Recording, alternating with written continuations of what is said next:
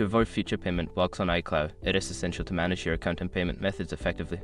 Follow these steps to ensure a smooth experience. Step 1. Review payment information. Check your payment details in your Apple ID settings. Ensure that your credit card information is up to date and that the billing address matches the one on file with your bank. Step 2. Enable two-factor authentication. Activate two-factor authentication for your Apple ID. This adds an extra layer of security, making it less likely for unauthorized transactions to occur and preventing potential payment blocks. Step 3. Monitor your account activity. Regularly review your account activity for any unauthorized purchases or subscriptions. If you notice anything suspicious, report it immediately to Apple support to prevent future issues. Step 4. Keep your subscription current. Make sure your iCloud subscription is up to date.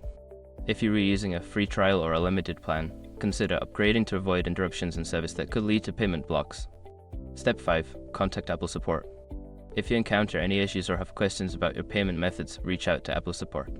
They can provide assistance and help resolve any potential problems before they escalate. By following these steps, you can help ensure that your iCloud payments are processed smoothly and avoid future blocks. Stay proactive with your account management for a hassle-free experience.